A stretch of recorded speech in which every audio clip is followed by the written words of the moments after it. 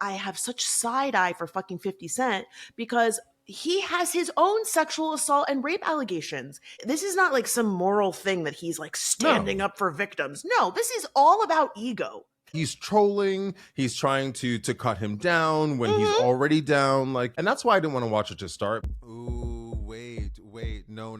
Listen.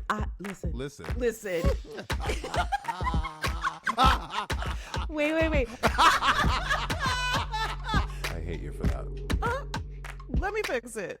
Well, welcome back to Let Me Fix It, the podcast that says we gained almost 700 new followers last week.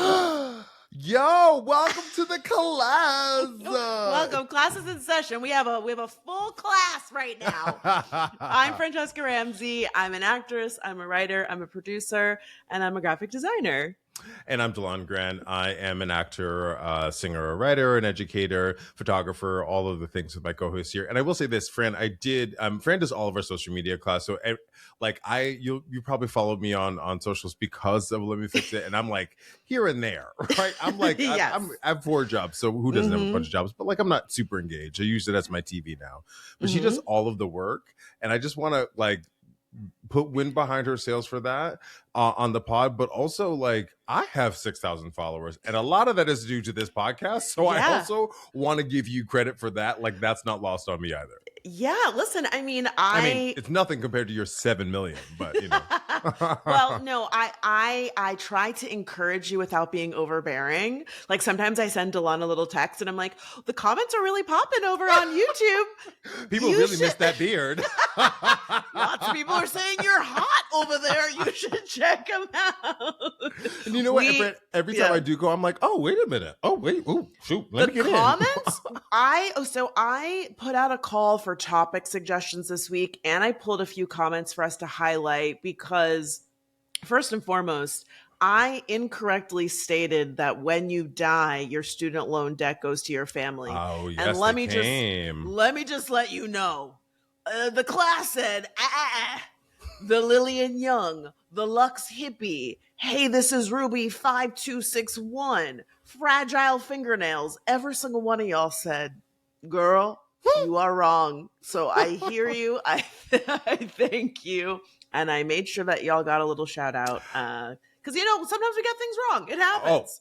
On the daily, right? Yeah. This is just a practice as life is. But I also want to say, we got a comment from RamenZilla X, the name I love, RamenZilla X, who were talking about Mamdani and the Jeffrey Epstein stuff and Burn It All Down is something we talked about. Yeah. I did in a comment say that I would mention his comment. So I just want to say what he said. He said the problem with Burn It All Down, how do you ensure what rises from the ashes is better and not worse? It's not a plan. Politicians have to swim with sharks. Get it?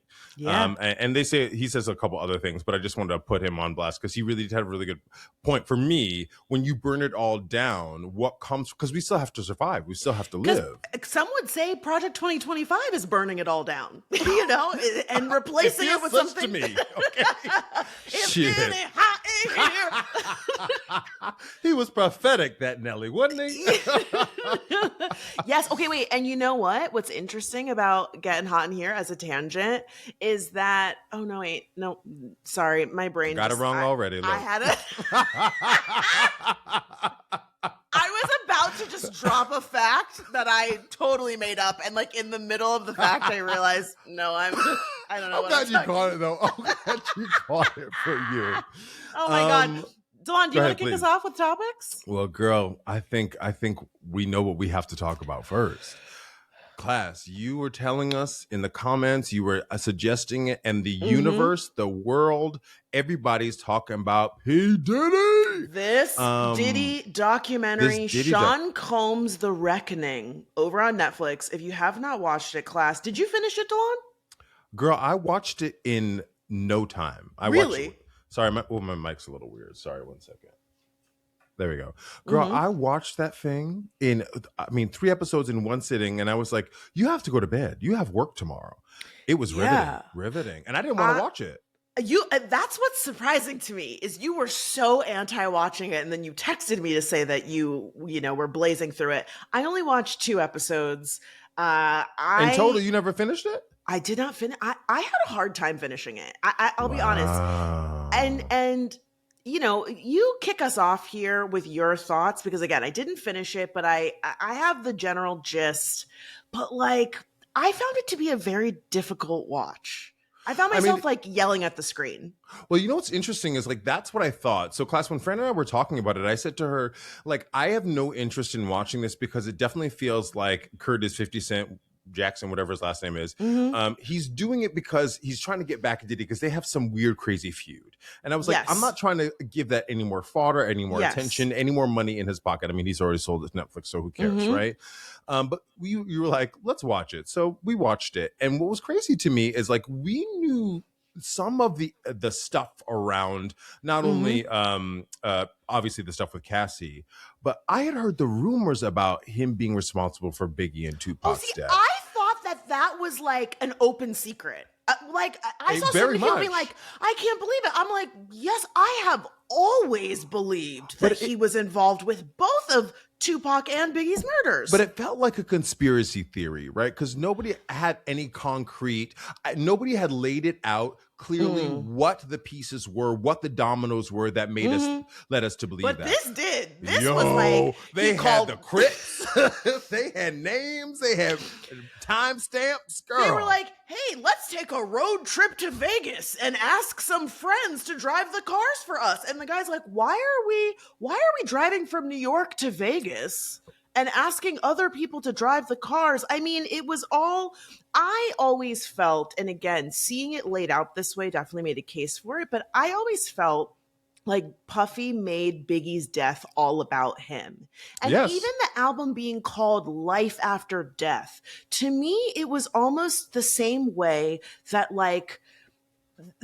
you know, serial killers leave little clues because they like get off on it. They're like, hey, they'll never see this. That's how I felt seeing Puffy fucking dancing on stage, being like, everybody thinks that I'm his best friend. Like, and even the title being Life After Death felt like a nod to say, I will make more money off of this man dead than I ever could alive. And I had heard about Biggie wanting to renegotiate his contract because, again, open secret that Puffy steals money from his in the documentary class, spoiler, his last album, the guy still hasn't been paid. The producer still hasn't been paid. A lot of artists he's done that to. I mean, Danity Kane we talked about, but we also had Day 26, which was like one of the bands that he did from Making the Band. I never heard of them. They had like one or two songs, but and even Mace has come out and said that Diddy owes him lots of money, and he was somebody who I was a very big Mace fan. Oh God, love Mace. I really love. He had the album, all of it. He looks like a turtle, but I liked him. He does look like a turtle. I'm gonna put him up on screen. he does. Listen, I'm sopping up that turtle suit. Okay. I'll take you home after class, Turtle Mace. But you know, he left the music industry, and there was always these questions around like, where did he go? He was so hot at the height of his career. Of his career, and you know, again, so to me, I felt like this was a surprise to people, but I'm glad it laid it out in this way. Is there anything else that was surprising to you, Delon? I mean, well, I think one thing that was missed is, you know, his first wife, Kim, she died under suspicious circumstances Suspicious circumstances, and I was waiting for that to come out because, I mean, when you lay it out like this, and this is what documentaries do, I just was like really shocked. I didn't know about the stampede that had happened. And was that in Harlem or the Bronx or something like that? Yeah, it was like a basket. This is all spoilers. If you haven't watched it, please stop and go watch it. We should have said that. We should have said that. I'll put it on screen that we're gonna have spoilers. Yeah, it was a charity basketball thing where like 4 people died. Heavy D was a big headliner, and there was a stampede, and no, you know, 9 people died. Oh, 9 people. Yes. So to your point about when it's all laid out, you see that there is a pattern of recklessness with P. Diddy and abusiveness and just reckless behavior. And I think the thing that made it difficult for me to watch is I can't help but just think, oh, here's a bunch of people that saw Diddy acting inappropriately, whether it be hitting women or having sexual favors happening in the workplace, like huge, workplace violations, stealing money from people. And everyone's like, yeah, well, that's what he was doing. I definitely saw him beat the shit out of that woman. It's like, so no one thought to do or say anything. I get it. Like this is a lot of the fodder in the conversation that's having online. And I don't want to take anything away from that, but I do want us to stay focused. Honestly, stay focused on the man, because I know that he had his trial and he's in jail, but like there's some other things that he should serve time for, friends. There's some 1,000%. Other things that he should be taken down for. And so what happens is we look at everyone else and go, well, why didn't you say anything? Yes, we'll get to them. We can do two things at once. I'm a yes and. Listen, we can do two things at once. But I am of the mind that, like, because, I'm a strong believer in karma. You have questions about karma, I know. But I'm a strong believer in karma. And karma has just started to nibble on his fucking toe. Yeah. So let's have him eat the leg first before we start cannibalizing everyone else. You know what I mean? That's where I'm at. And here's the thing, I don't think of it as cannibalizing, because I'm not calling for those people to face legal repercussions. But I do think that we're doing ourselves a disservice when we have these conversations to not acknowledge that right now in this moment, there are people that have a Diddy in their fucking circle and they're not saying or doing anything about it because they're like, well, that's not my business. Well, he's cool with me. And the reality is, I saw somebody say this on TikTok. I wish I could remember his name, but he said this whole Diddy doc was a testament that if just one person had popped his ass in the face, it was like punch a Diddy, save a Biggie was the thing that he said. And I thought it was very poignant in the sense that, like, there were multiple moments in this man's reign of terror where if somebody had stepped up, perhaps it would never have gotten this far. And ultimately, bad people are going to do what bad people are going to do. But whenever we talk about abusers, we have to also talk about the people that enable them. Because there are always people around that are like, yeah, I seen a bunch of... Then what were you doing? Why are you, I know. I mean, it's allegorical in that, like, you really, what you're saying is, like, we need to learn what's the lesson we learn? The reason we call these people out is because we too might have a Diddy in our circle, and let's call them out. But at the same time, I also, and this is not to push back on any of that is wholly true, but I do think there's something to say about stardom, about capitalism, that really it's a drug, and sometimes you get starstruck and you're in the circle, you're finally made it, you have opportunity, and why would you not capitalize on it? Because it's morally wrong. But I think that the thing is, where do you sacrifice your moral clarity for stardom? You are so right. Stardom definitely makes people act inappropriately, but I would argue back when he was a little snot-nosed club promoter, he was also acting inappropriately and stealing people's money and assaulting people, right? And, like, ultimately, it's always inconvenient to speak up. There's never a circumstance where you're going to get a pat on the back. And honestly, you kind of touched on this. That's also why I have such side eye for fucking 50 Cent, because he has his own sexual assault and rape allegations. He also has a domestic violence charge against him in which he pled no contest and got 3 years probation and, kicked the mother of his child in the stomach. And so there's this whole thing of like, oh, 50, he's so petty. He has this grudge. And it's like, this is not like some moral thing that he's like standing up for victims. No, this is all about ego. That's all it's about. It's the same thing that Diddy was doing. He's trolling. He's trying to cut him down when he's already down. Like, and that's why I didn't want to watch it to start, because I was like, I want none of that. I might get in trouble for this.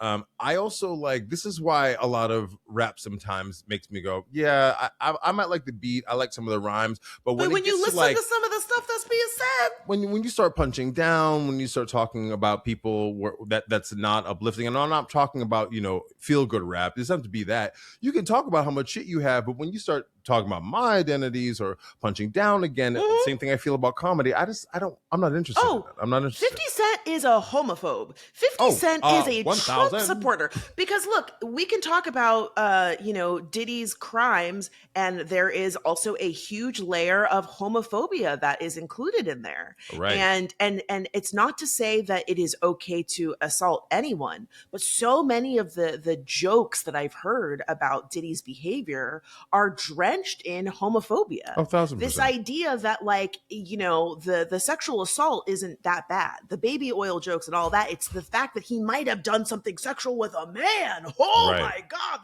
that's where it goes a bridge too far.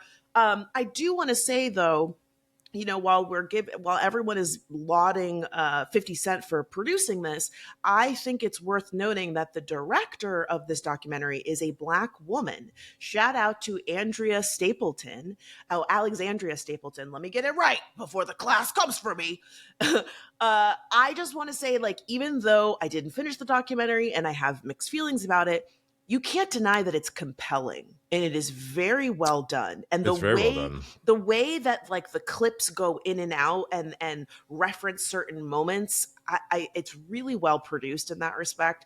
And I think 50 Cent's getting a lot of undue credit because a lot of times you're a producer and it's just like a financial investment or your name is helping get the project, over the line. But Alexandria Stapleton, very talented. And I look forward to seeing more of her work where she really gets to shine and is not eclipsed by, the celebrity executive producer attached to the project. Yeah. One last thing I want to say about the people, Little Red and Capricorn, who are associated with P. Diddy, that a lot of people are saying, why didn't you say something? Mm-hmm. Now you're coming out and saying something and being really transparent now that he's not... he's, in prison. And I don't want to put words in their mouth and say that they were fearful of him, despite him having killed people or allegedly killed people, had other people kill people. But I do think there has to be something said for, like, not giving them too many cookies, but, like, they seem regretful. They seem regretful for not having said anything. And I think that's also part of the allegory. And I want to, like, give that air to, we are all of us allowed to have done the wrong thing. We are all of us allowed to have said the wrong thing and allied ourselves with the wrong person. That doesn't mean that we're bad people. That means that hopefully we've learned from something. I know that we want to put things in a binary, but that's not how humanity works. We're all nuanced. We're all flawed. So I just want to add that. Yeah, here's another thing, and I've meant to call this out before. One thing I really love about us and our friendship is that we don't always see things the same way, and that we're able to have these conversations in a way that's, like, nuanced. You know what I mean? Mm-hmm. I just think it's so nice that we're not like, everything you say I agree with. Like, we can see it differently, and it's not like a moral difference. It's not like, I think you're a bad person. I'm just like, I see it different. I'm gonna push back here, and I just think that that's something that we need more of in the world. Right. Again, it's not a matter of rolling over when it comes to your morals, or just kumbayaing with everybody. But I don't think that if two people that have a relationship with each other, like you and I do, if we see something differently, it's not always like the end of the world. I think ultimately you and I feel the same about this story and this documentary and, like, the revelations. There just might be, like, little moments here and there, because to me, I'm like, fuck those guys. I think, again, many things can be true, right? I do think we have to have space for the fact that, like, sometimes people do bad things and we aren't necessarily responsible for those things. Yeah. And there's also times where, especially someone who, like Diddy, who is a narcissist, I believe 1,000%. And then some. Oh my God, 1,000%. Those people don't reveal themselves to everyone. They're very calculated about who gets to see certain aspects of their personality. And so, again, I haven't finished the documentary. I do have side eye for some people who said, oh, I saw him beat the shit out of this girl. And then, I didn't do anything about it. I do have side eye for them. I also think that there are probably some instances where they thought certain things might be happening, but they didn't have confirmation or they feared for their lives. I think all of those things can be true. And also, I still personally have a no. When I get a fucking inkling, I go with my inkling. And that's just, again, a result of the things that I've personally experienced, right? Sure, And so sure. to your point about like, we have to be able to understand that like it's not always black and white, that there's always shades of gray. I hope that the lesson that we take away from watching this documentary is that we all could stand to have some harder lines within our own circles, because in every community, but I'm going to say especially in the Black community, there are some people who will look the other way for abusers, whether it be in the church, in your family, in your fraternity, and it's this whole thing of like, don't, we got to stick together. Don't take down that black man. He's an upset. He has a family. This is a conspiracy. No, it's well, when a white person does it. Oh, girl. I mean, I hear that all the time. 1000%. And I have I have a lot of stuff with the gay community and the Black community being racist and homophobic, and that is a challenge therein. So your point is totally taken. I think we do have to do some identity stuff because we don't have to list all of the abusers, but we know who they are. We know the high profile ones. I also want to say, this is me and my empathy. I also too am morally righteous. I have my own ways in which I am morally righteous. I don't mean to call out, right? Like the mirror. No, thank you for clarifying, because we twins. We're twins. Why we've been so long. All right, what do you have to let's offer do a up here? pivot. Okay, so this is one that I had already planned on talking about, but I also want to say that we did get a suggestion from the class. This comes from Junebug8283, and they say Sabrina Carpenter speaking up and Taylor Swift suddenly mute. Read Donald Trump, the White House social media pages using their music. Delon, did you hear about this? Sabrina Carpenter. I've never heard of her. Sabrina Carpenter. Serena? Yeah. Sabrina, you know who she is. I'm kidding. Me espresso. Me. Yeah, people have been talking about the Taylor Swift thing for a minute, because she was like so anti anyone using her music. And I think it's just people cozying up to MAGA. People dropping left and right. So wait, Sabrina Carpenter is not Sabrina. Stop calling her Serena. Why? Calling her Serena. The class is typing in the comments right now. Her name is Sabrina. I don't listen to this girl like that. I know that espresso song, and that's about it. It's Sabrina Carpenter, Renee Rapp, name another one, Chaperone. It's all in the same world to me. So you hate white women. So you agree. Some of my best friends are white women. Oh wait, okay. Sabrina Carpenter. Okay, so here's what happened. So Donald Trump, or the White House, vis-a-vis Donald Trump, posted a video on social media showcasing ICE activity, and they set it to Sabrina Carpenter's song, Juno. And Sabrina very quickly replied on Twitter, and she's called the video evil and disgusting and said, "Do not use my music in your racist, hateful propaganda." And then they took the video down. Okay, the reason that Taylor Swift has been brought into the mix is because the White House also used a song from Taylor Swift in a video, The Fate of Ophelia. So it was from her last album. And I think I mentioned it in another video where they had parts of it timed to show like deportations and Donald Trump and just like brutality and like cops and shit. And Taylor Swift did not say anything. And so the conversation has been, well, how is it that Sabrina Carpenter was able to, make a comment, it got taken down, Taylor Swift says nothing. Meanwhile, when Tina Fey and Amy Poehler make a joke at the Golden Globes about Taylor Swift, she got a comment. When, a Netflix show makes a joke about Taylor Swift, she's got a comment. If you are selling merchandise with Taylor Swift's name on it in Etsy, she's sending you a cease and desist. So it seems very pick and choose as to when she says something. And after making this whole show in her Netflix documentary Miss America about how she wants to stand up to Trump, she has been noticeably silent when he has posted AI generated images of her and now using her songs. It feels like he's very deliberately trying to link himself to her. Yeah, and I think people should be confused about why she's silent. I mean, it's not confusing. I don't. I'm actually perplexed about the confusion, right? Like, let's talk about, like, I understand people really like her. I'm not a fan. It's fine. I think it's mid. I think it's mediocre. I think the reason she is who she is. Let's talk about. Hate. Here we come. But let's talk spade to spade. It makes mediocre white women feel like they too have access to whatever, right? 1000%. That's my opinion.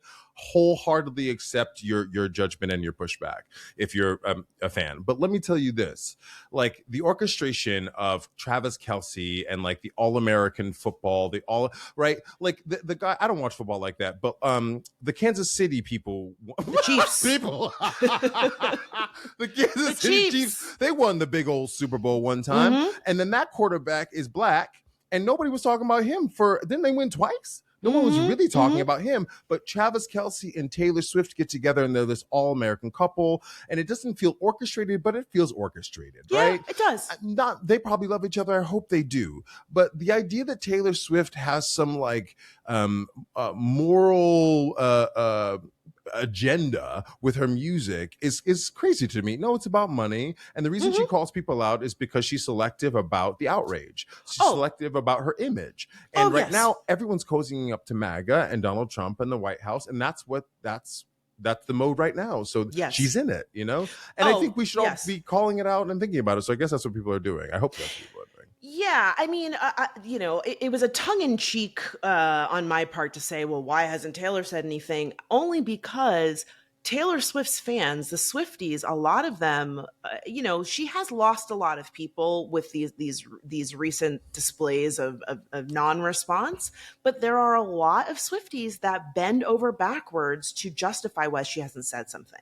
They have this whole like she's playing 3D chess. She's not saying something because she's ignoring him because that's the way that you really address a bully. And she fears for her safety. She's a bigger celebrity than Sabrina Carpenter, so she has more to lose if she says something. Y'all are crazy. I mean, y'all need to get a job. Y'all need to touch some grass.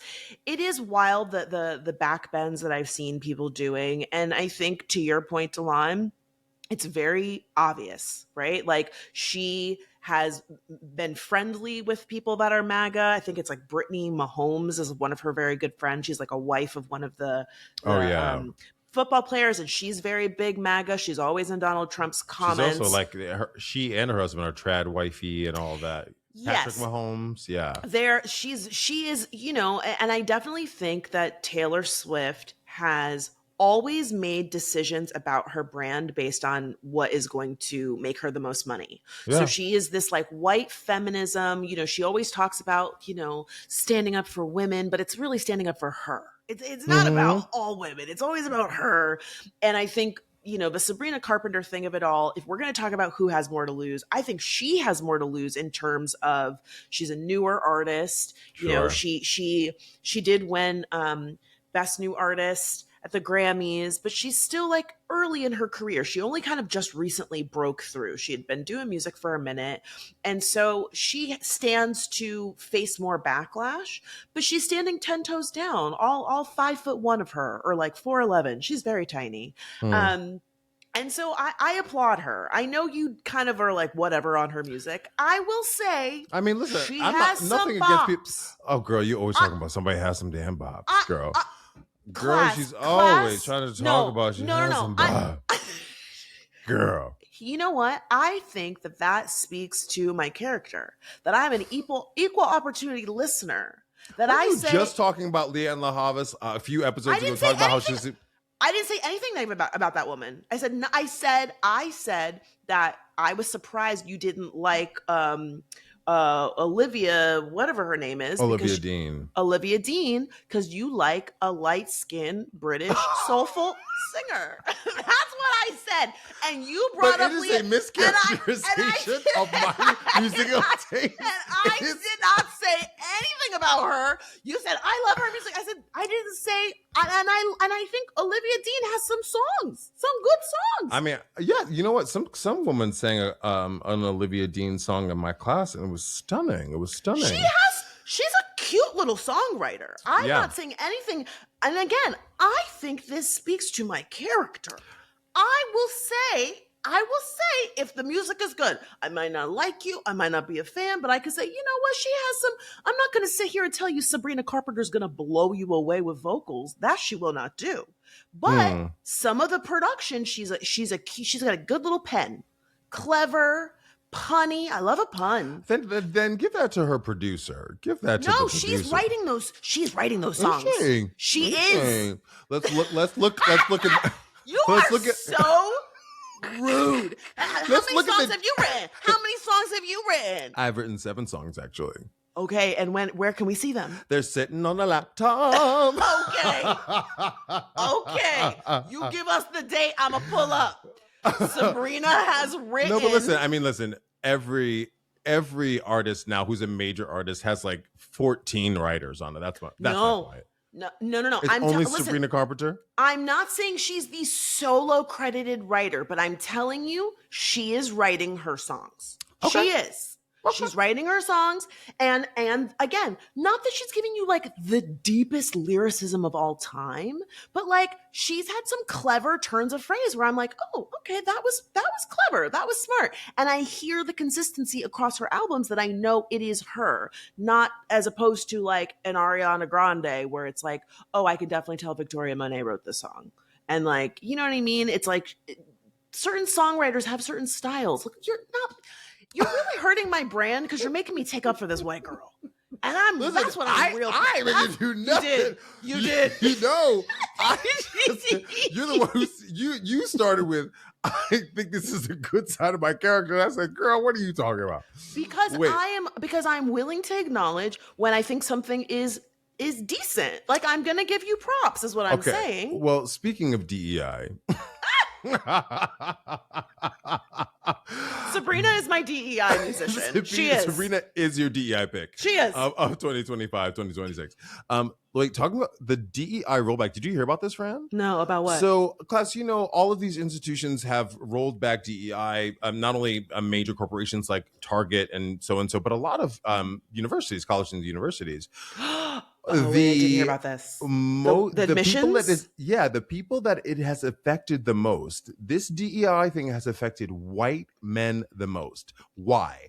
I'll take Brown University specifically. So is it DEI or is it affirmative action that's hurt them the most? They're kind of one and the same. Okay, I think when you have, please, if you're an admissions officer, please class, let us know. But I think they function kind of doing the same thing, meaning like this conversation that I've heard around DEI is that what they would do with admissions specifically is say, okay, great. So I guess it is affirmative action.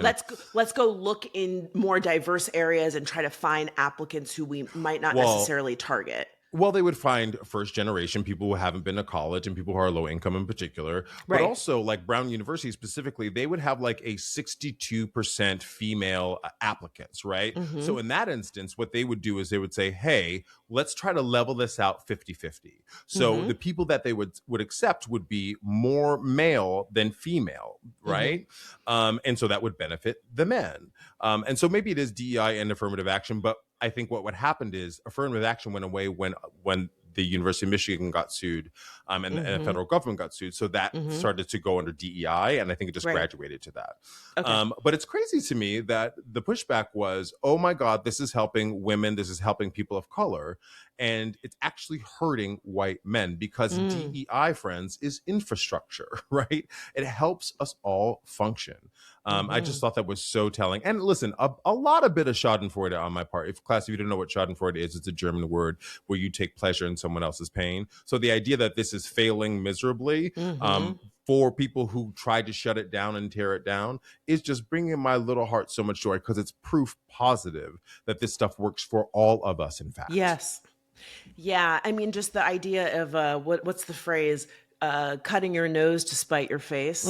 That too often people don't realize that these institutions, these programs really do benefit everybody, but they're so short-sighted, because I saw something very similarly, after that fight to get rid of affirmative action, that I think it was like an Asian student who was the one who brought the case, and then the admissions for Asian students are down at Harvard in particular, down. And look so it's did. Like, look what you did.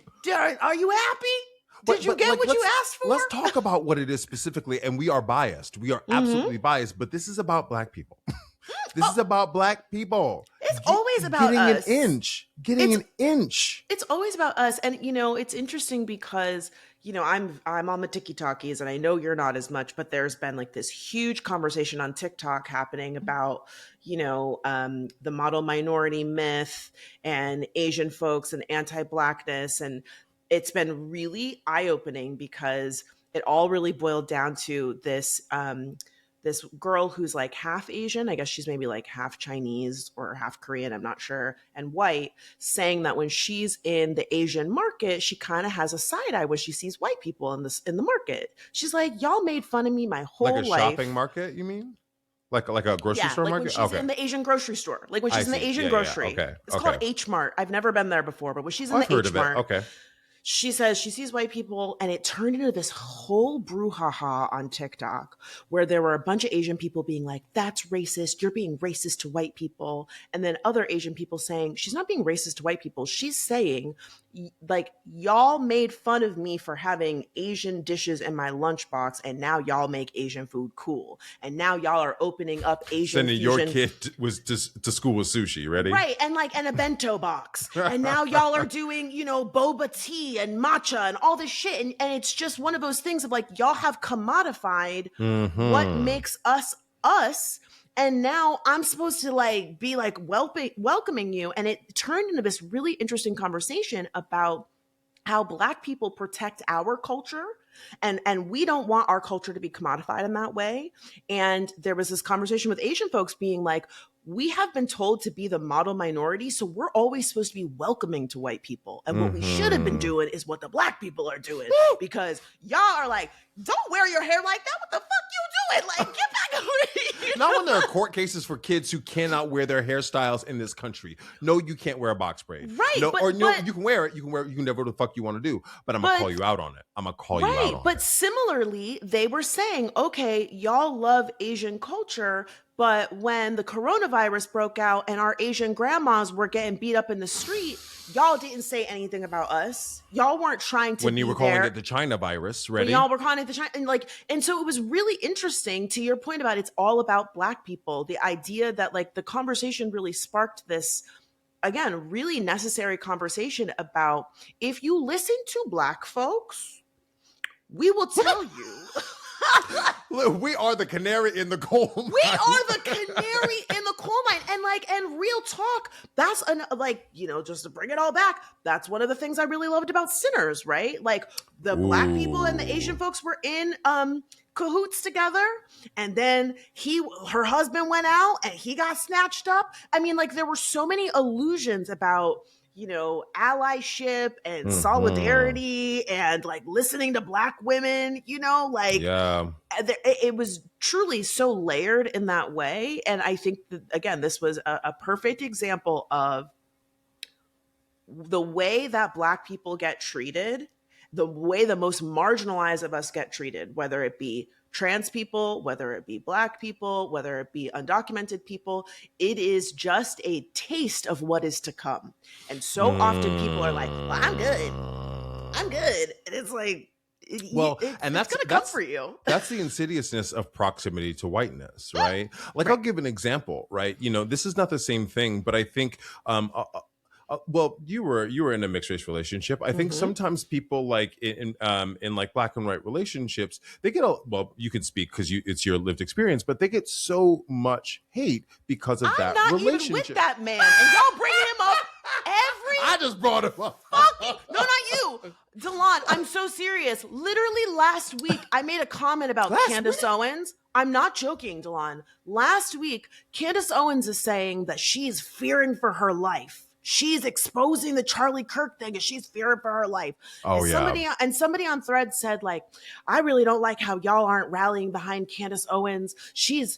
Her life is in danger. Some scary shit's going on. And all I did was I posted the photo of Candace Owens and Kanye West with White Lives Matter. Yeah. And I put an emoji like, that's all I said. And this bitch replies, you thought white lives matter when you had that husband. I said, bitch, I've been divorced for 7 years. I have not been with that man for 7 years. And it is crazy to me, not only to bring him up, but also when I was married, I always weaponize him. I always stood 10 toes down for Black people. Yeah. Always. Yeah. I never, ever in my 42 years have used my platform to demonize Black people. Ever. Well, and that's my point. My point is, like, you know, the insidiousness of proximity to whiteness is they see you with somebody white and they go, what you doing? Something's wrong with you, right? And so, like, no matter what, like, it's going to be a problem. You know what I mean? When you're kind of, does that make any sense? You know what I'm saying? Like, when you're grouping yourselves with it. Well, I think it's a few things. I think there's a difference between I'm in a relationship with someone because this is who I ended up in a relationship with, and I'm in a relationship with y'all because I don't like you niggas. And there are people that do that, you know, and that's across every racial background. There are some people who do think that proximity gives them some sort of special, get out of jail free card or some sort of pass. And the reality is, you are still a person of color, even if your partner is white. You know, my point is, like, it's always like whiteness is always going to come back to bite you in the ass. You know what I mean? If you lean into it and ignore, I think, the power of people of color. Like, there is no, one of the things I really struggle with is that I don't know. I think we're segmented, even in the Black community, but we're segmented and we don't really rally for one another, right? Like the immigration thing, we don't. I mean, Black people are also tired, right? But, like, we don't see a lot of Black people out there rallying for that. You know, when the Black Lives Matter thing was happening, like, we had the racial reckoning in 2020, but, like, when we talk about, you know, Ferguson, right? But that was Black people, right? And where was, like, the sense of, like, the collective voice around that? You know? Yeah. I think again, whiteness this is keeps us segmented. Well, and I think it's this idea that, like, we have always been told that we are all in competition with each other. And the reality is, the sooner that we realize that our struggles are interconnected, the better. And I think that, you know, we're kind of seeing a little bit of that with, like, the class consciousness around these holiday boycotts, where people are realizing, oh, it's not you versus me, it's us versus the fucking 1%. Yeah. They are taking advantage. Even the whole, like, oh, the immigrants are taking our jobs, whatever. I saw a thread post that said, if an undocumented person who does not speak the language, does not have any ties here, has had to flee another country and is you know, having to live below the poverty line, can take your job, then you weren't qualified for that job in the first fucking place. And y'all are so committed to blame everybody else. Queer people, immigrants, women, when the job market is not because of them. You know what I mean? Like, they're not the ones to blame. Well, I think in some ways, I could say that some people are, like, unconsciously being distracted, allowing themselves to be distracted by their own hate. But I also think I just, maybe I'm being a little naive, but I don't think people are that unintelligent. I think well, sure. Yes. But I do think that capitalism is a drug. And, you know, what is that phrase? Like, everyone thinks of themselves as, like, temporarily embarrassed millionaires. Yeah. And so you see somebody like an Elon Musk, like a Bezos, and you go, well, I don't want to point my finger at that guy because I hope to be him one day, you know? And I think that's stupid. Oh, it's absolutely stupid. Yeah, sure, I think they are stupid. But I think it's also just, like, what we're born into. You know what I mean?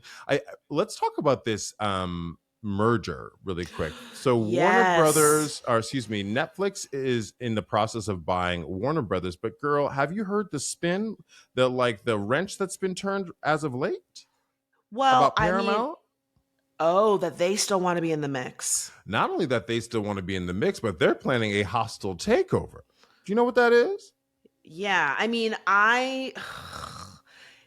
all of this is just so mind-blowing to me because like they have really like streaming really ruined television, and now to see them essentially trying to like consolidate power into like one giant network, It's which crazy. is kind of like what cable was, right? Where you just went to one place and you got all your stations. But even cable had different like Yes, Comcast and they had different companies. This is yes, trying to be one company. Right. But I'm just saying, like, you would turn on your cable box and you would get to see all these different channels. Right. And then we came up with all these different streamers. So it was all these different places that you could get content. And then, like, that in many ways, I really think destroyed television. There's too many places to watch things. Yeah. It's too expensive. They, they are all competing for eyeballs and on top of like social media and the movie theaters. And now here Netflix comes and says they want to buy Warner Brothers. And it's like, great, this is just going to make it a lot harder for people to get jobs, for people to have fair wages. And it in many ways, it just feels like we went on strike for nothing.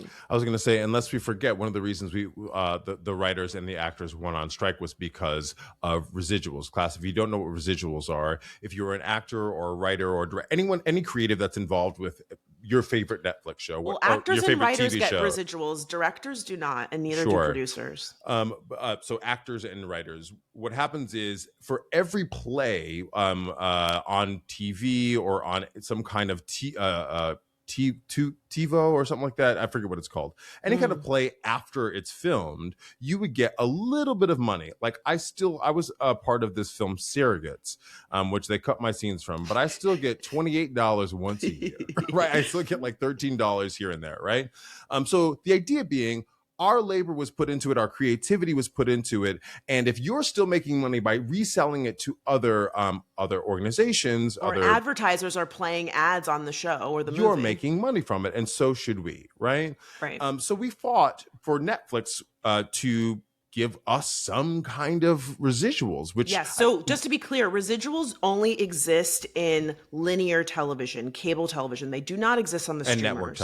And network television. So Netflix, Hulu, Disney Plus, Apple, Paramount, those networks do not have residuals. And to piggyback on what Delana's saying, yes, you're able to make a little bit of money, which is great. But in the long term, television takes a long time. And so the thinking is that those residuals were meant to help hold you over between seasons of shows happening. Because sometimes a show would, put out 10 episodes, 12 episodes, however many, and you might not get another season order for a year. And so during that time, those residuals were helping to hold you over, and or if the network sells the shows to TV Land or something, or they put out a box set, or they do an anniversary rerun of the show, you would make money off of that. Yeah, and at base, like it's just right, right? We're talking about morals a lot this episode. It's just right. What's crazy to me is that Netflix found $82 billion to buy Warner Brothers, but they were like just claiming poverty around residuals. Moreover, like I think we should also really be paying attention to this this hostile takeover thing, which sounds really dramatic, but what it is, class, is like Netflix won the bid to buy Warner Brothers, and Paramount didn't like it. So what Paramount has decided to do is they've gone past the CEOs and all the people in the C-suite, right, that run the company, and they're going straight to the shareholders, and they're saying, hey, what we'll do is, I think Netflix or Paramount, all these companies, Warner Brothers sells at like $26 a share. Paramount's going to give them $30 a share, so to go over those people's heads. What's crazy to me is Paramount just bought Skydance. Paramount is Skydance and Paramount merged, so it's like sure, yeah, right, like you know what I mean. But like I'm scared because these people are really conservative. The Ellisons who merged and now own Skydance and Paramount, they're very conservative.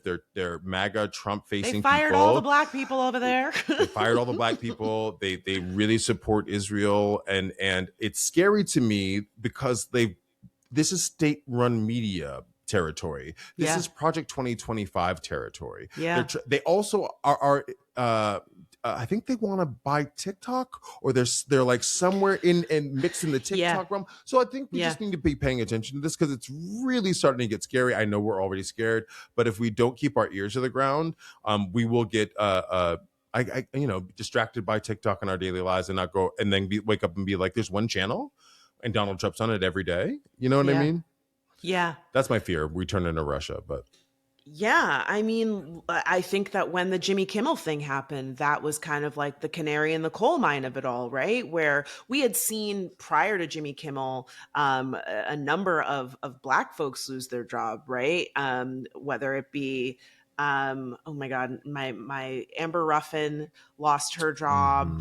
There were a number of people that got fired, and we could not say it was directly because of Donald Trump, but like it was implied, right? And so then for the Jimmy Kimmel thing to happen, it was like, oh, this is actually Donald Trump stepping in and saying, I want him off the air. And that is a huge violation of our First Amendment rights. And so now and that's here after the Colbert getting fired too, right? Yeah, so that was like Colbert is another example where it's like, it's not directly, I mean, his contract was up, but like it's understood, especially after Donald Trump goes online and is like celebrating. Oh, I was gonna mention like Joy Reid was another person. My brain is so fried right now. But we that one hurt me. Well, and you know what? This is a great segue to say, you've seen Joy Reid and now Don Lemon have a lot of success on YouTube. And not to say that YouTube and Google are perfect. No company is. None. But I really do think that this is the time for independent media. And class, if you're able to go see theater, see stand-up. Please. Go. Please. It's not dying, but it's like we need, because people, I'm sorry to interrupt, but people, we realize in the show that I'm in right now, people are not leaving their homes. No. People are used to not leaving their homes. People don't want to go to the movie theater. Well, and that's what I'm also worried about. Theater ticket is even more expensive. So like, how do we get people to come back to live events? To your point about not only stand-up, but live music too. That's struggling as well. Live music, I was going to say, and to your point about not leaving the house, that's what I'm also worried about with the Netflix of it all, because they basically said, well, we don't really need to do theatrical releases. What's the point? And there's been a conversation about, oh, it's so expensive to go to the movies. It is expensive to go to the movies. Do not get me wrong. I do think that it should be more affordable, but I also don't love the idea of there being less places for people to go and commune. And if we and the movie theaters have been struggling for a minute, but then you see like, not to give her props, but Taylor Swift does her theatrical release of her album and tons of people go to the theaters for it. Beyonce does Renaissance. People go to the theaters for it. Like, we need to think outside of the box in terms of like what a theatrical experience looks like. If, for example, I went and saw at the Hollywood Bowl where they were doing like movies with a live orchestra. Beautiful. Right? Or they are doing, or even when the Taylor Swift and the Renaissance happened, sing-alongs. There's been sing-alongs for Wicked, right? Yeah. Like, there are different ways to get people into the theater.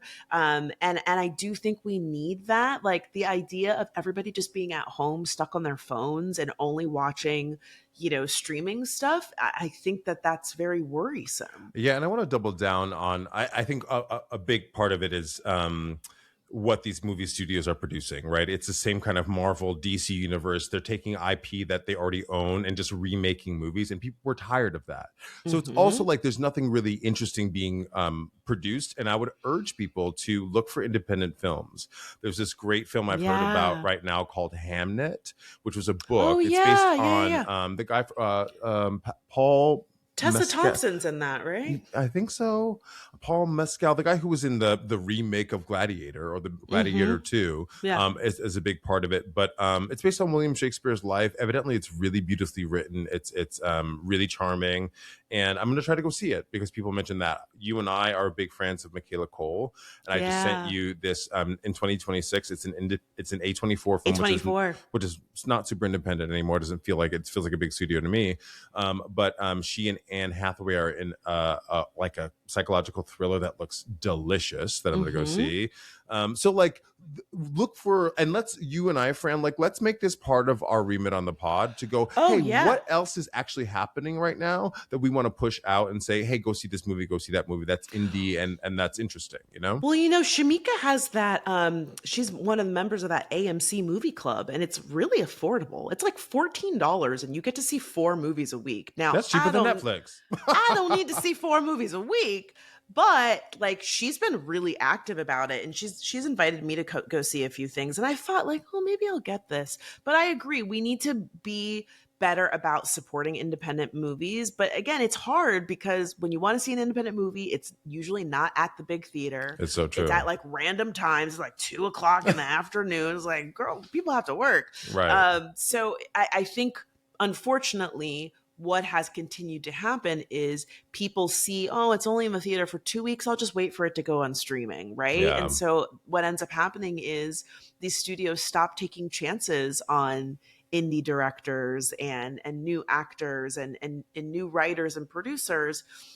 And so that's why we end up with more of the same things that we've already seen and all the IP being recycled. So it's hard because it feels like a chicken or the egg situation. Yeah, it is a little. We need to fix this, but like, how do we fix it? But like, we didn't create this, and then it's super cyclical. Yeah, but I mean, keeping the conversation going, you know. Again, what was the last movie I saw in theaters? Like maybe the first Wicked. I haven't even seen the second one. So like, also me too, right? But everyone's sidebar about Wicked. You said it.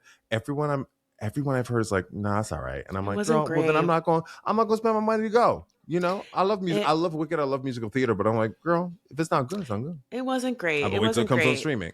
Yeah, terrible. So you are part of the problem. I mean, top to toe. Can I shout out this last topic because I talked about it when I posted on our YouTube channel? Did you see that Pantone's color of the year is Cloud Dancer? Cloud Dancer, aka white. It's a pale white. I did dog whistle. I really did see this. I mean, it is a dog whistle, and prior to like, and also Pantone, this whatever this cloud, what is it called? Cloud white? Cloud Dancer. Cloud Dancer is also a color that, from what I understand, that you mix with other colors to make other colors. It's not actually a color. From what I understand. Well, white. Okay, so this is what's interesting. And again, y'all are not slick, Pantone. So class, if you're unfamiliar, Pantone is a company that makes colors. And I saw a number of people being like, I had never even heard of Pantone before. Well, if you work in a print shop, or as myself as a graphic designer, when you need to print things, you need to know the exact like color combination, like what inks and stuff in order to have certain colors. And Pantone makes certain colors. So when you are printing something, it comes with a certain number so that when, you know, usually when things are on screen, you don't need it, but it's really for things that are being printed.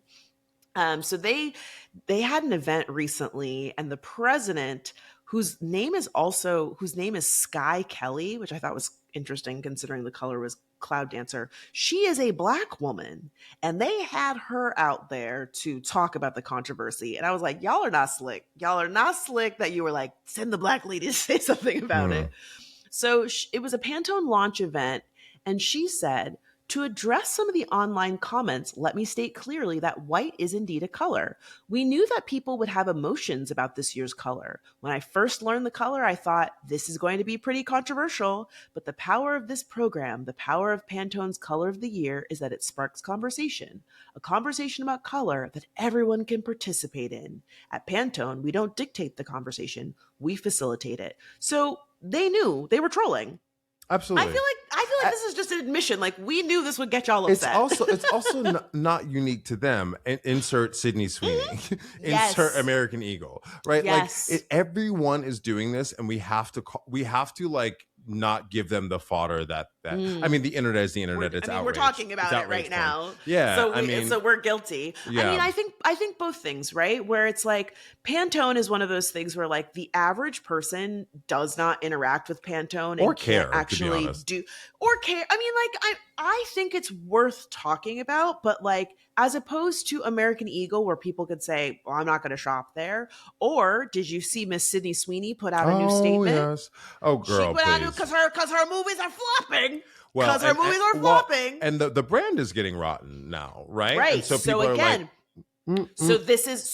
so whether it be Sydney Sweeney, you know, acting like, oh, I don't know, I didn't know what it meant. So then people said, great, I'm not going to see your movies. Target says we're rolling back DEI. So great, we're not going to shop at Target. Again, Pantone, most people are going to be like, what am I supposed to do? I don't use Pantone colors. I don't work in a print shop. If anything, Pantone is winning because more people are talking about them in a way that they haven't been talked about before. But I don't think it means that we should, you know, stop calling out that these dog whistles keep happening, or that, again, the Taylor Swifts of the world are doing things to capitulate themselves in allegiance to Trump, right? And we do not live in a vacuum. And the fact that they said plain as day, I knew this would be controversial. So yes, you made a statement without making a statement, which is, you know, a dog whistle. And there's so many people that often say, oh, it's just a color. Oh, it's just an ad. It's not that serious, blah, blah, blah. Like, no, it is serious. It's serious. And like, we can walk and chew gum at the same time. I'm not going to cry and fall out over it, but I am going to say, y'all not slick. Y'all are not slick. We see exactly what you're doing. And, you know, ultimately, it's disappointing. It's disappointing that like so many people are just rolling over in this way and saying like, yes, dear leader, white is right. Like, I think the broader issue for me is that like they think not only that they think we're stupid, but they're using us like they're using us. They're using our outrage, they're using our feelings, and that's what marketing is. A lot of it, right, is getting us to buy something by making it a scarcity, by making it desirable, by making it elitism, right? Like creating that and giving us that desire. But what pisses me off is that you knew and you just wanted us to get mad about it so people could, so that you could market it, right? And I think that has to be even more, I think that's even more insidious than in some ways Target rolling back DEI, because that's like being like, oh, I know you don't like me now, like, so I can, but like you're just using race and you're using the moment we're in to sell, which is like even more fucked up to me. Yeah, it's not, unfortunately, it's not new. I think someone said this not long ago that like Black outrage specifically is very profitable. And so I feel like we see this a lot in movies and in marketing and in music, where people are intentionally, and look, Donald Trump himself, I think him doing things like using Sabrina Carpenter's music and saying certain things and like getting rid of, I think like the national parks are no longer going to be closed on MLK Day, like all of those things. But on his birthday. But they'll be open on like closed on his birthday. But like all of these things, I believe, are intentionally trying to rile up Black people specifically. I think left-leaning liberal folks generally, but I think a lot of this is about Black people so that they can basically say that it's open season on us. I really feel, not to be a conspiracy theorist, but when was it think. Closed season on us? Let's be honest, right? There was never a moment like where we're not the crux of race or the crux of some kind of cultural issue. It's always about us. Yeah, I just mean in the sense that like they want us protesting in the streets so that they can. Right, exactly. That's what I mean. It's like, I think we should talk about it, but I don't think that we should give it the energy of like, we got to do something. It's like, no. We see what you're doing. We are not stupid. We clocked you. Do what you're going to do. We will be over here. We will be organizing. We'll be taking care of our own, pouring back into our own communities. You're not going to have us all riled up. And it's so interesting because I see this a lot because we've had a number of clips from the pod that have been doing really well on social media. And we always get, trolling is part of social media no matter what. But it is always interesting to me that racists specifically always want to call us angry. Like, we'll be laughing and kikiing about Caroline Levitt's turkey. And they're like, look at you, angry blacks. I'm like, no one is angry here. You want us to be angry so badly, and we are literally just laughing. Why is it got to be about me being black? What is anything I just said or did about? Because I said she had thin lips. They were very upset about that thin lips, and I was like, that's just the truth. That's just the truth. I mean, is it an insult if it's just the truth? Right. But again, or like the Sydney Sweeney of it all, like, that clip did really well for us. And there were so many comments that are like, you're just jealous. Jealous of what? So, like, again, it's this narrative of like, black people are angry. They're always doing this. And I really think that our indifference is infuriating to them. Mm-hmm. Just this idea of like, because we're like I said earlier, we are the foil. We've always been the foil because people of color, like, we are completely biased, right? Because that's our experience. But we have been the foil of this country since we came here. Its inception. Right? Yeah. And since we were brought here. And for better or for worse, I've talked about this a lot. Like, for our species, we need something that is opposite of us to justify our identity. If I don't have something that's not me, Christianity, if I don't have something that's not me, I'm not able to define myself as easily. It's so weird. Yeah. And I think it's such an odd thing. But you know what? Like you said, we are out here pouring into our community. Yeah. Class, tell us how you pour in your community, right? This Christmas, what are you doing? I'll tell you what I'm doing. I'm sitting on my couch eating candy. Or, class, tell us, what is your color of the year? Are you going into 2026 and thinking like, I'm not one of those people. I mean, espresso is just brown, and like, I'm not trying to wear brown. What's wrong with brown? Nothing is wrong with brown. But I don't want to look like I'm just a But naked. you wear brown every day of your life. Yes, my skin. So I don't want to. Yes. I don't want to add brown on top of it. Delon, stop reading into this. Class, tell us in the comments, what is your 2026 color of the year? Or maybe you just have like a color of your entire life moment. Like, is there something that, Delon, what's a color that you wear a lot? I love black. I'm so New York. Okay. I wear a lot of black. You're very colorful though. I love a jewel tone. I love a bold pattern. I love gold, which gold's technically a metallic, but yeah, that's you are such a graphic designer. You better know that. Hilarious. But also, class, remember to get at us. We want to hear your suggestions. Fran, thank you so much for continuing to ask the classes you do on social media. And we haven't done this in a minute, but if you have a tagline, please let us know, because we would love to include it on the show. Yes, just email us, lemmefixitpod@gmail.com. You can record a voice memo on your phone. All you got to say is, welcome back to Let Me Fix It, the podcast that says whatever tagline that you want to offer, and we might use it here on the show. Also, make sure to hit us up over on Instagram @FixItPod. Every I'm Wednesday. Francesca. Sorry. Yes, please say that part. Every Wednesday you can get us here on YouTube. Please don't forget to look us up on social. Fran's doing a killer job with that. Hit that subscription notification bell. Yes, please, because we want you to know when we're coming back every Wednesday. You're Francesca. And you're Delon. And this was Lemme